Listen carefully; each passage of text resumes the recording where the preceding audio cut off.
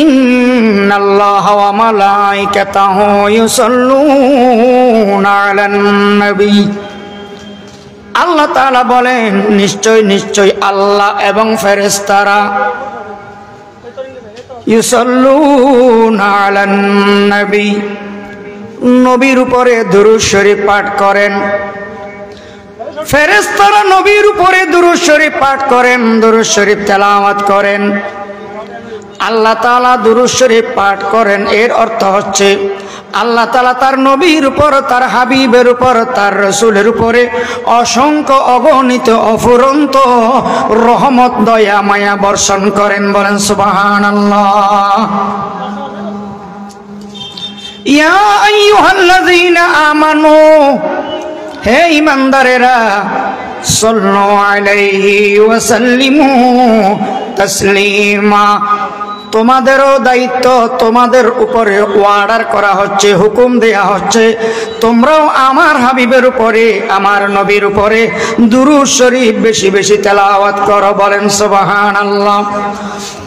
قال رسول الله صلى الله عليه وسلم من صلى علي واحدا। আল্লাহ রাসূল বলেন, যে ব্যক্তি, আল্লাহর যে বান্দা, আল্লাহর যে বান্দি, আমার যে উম্মত, আমি রাসূলের উপরে একবার দুরূদ শরীফ পাঠ করবে, সাল্লাল্লাহু আলাইহি আশারা, আল্লাহ তাআলা সাথে সাথে ওই ব্যক্তির উপর 10টি রহমত নাজিল করবেন। বলেন না সুবহানাল্লাহ। 10টি সগীরা গুনাহ মাফ করে দিবেন এবং 10টি দরজা বুলন্দ করে দিবেন, 10টি প্রমোশন উন্নতি দান করবেন। কবি বলেন, ইয়া মোহাম্মদ ইয়া মোহাম্মদ আপ পর লাখো সালাম, হামিদ মোহাম্মদ আহমদ আপ পর লাখো সালাম। या मोहम्मद आप पर लाखों दुरूद, ऐ शफीउ रोज माशर आप पर लाखों दुरूद। आप आए बस्म आलम की हिदायत के लिए, आप आए नशर तौहीद रसालत के लिए, आप आए दर्स आका मशरियत के लिए, आप आए हम गुलामों की शफाअत के लिए। या मोहम्मद आप पर लाखों सलाम, हामिद महमूद अहमद आप पर लाखों सलाम। या मोहम्मद आप पर लाखों दुरूद, ऐ शफीउ रोज माशर आप पर लाखों दुरूद। ओ मुसलमान, জীবনে একবার হলেও রাসূলের শানে দুরূদ শরীফ পাঠ করা ফরজ। ফরজ। কোন মুসলমান যদি আল্লাহর রাসূলের শানে জীবনে একবারও দুরূদ শরীফ পাঠ করতে পারে নাই, একবারও দুরূদ শরীফ তেলাওয়াত করতে পারে নাই, ওই মুসলমান একটা ফরজ ইবাদত না করে কবরে যাবে। বলেন নাউজুবিল্লাহ।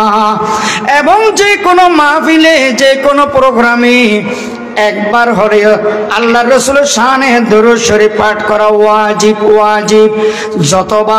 যতবার রাসূলের নাম আসবে, রাসূলের নাম উচ্চারিত হবে, রাসূলের নামের সাথে সাথে যদি সম্ভব হয় প্রত্যেকবার রাসূলের নামের সাথে সাল্লাল্লাহু আলাইহি ওয়াসাল্লাম প্রত্যেকবার তেলাওয়াত করা মুস্তাহাব। সুবহানাল্লাহ বলবেন না? তাহলে জীবনে একবার হলেও দুরূদ শরীফ পাঠ করা রাসূলের শানে ফরজ। আর যে কোনো প্রোগ্রামে, মজলিসে, মাহফিলে একবার, শুরুতে একবার হলেও পাঠ করা ওয়াজিব।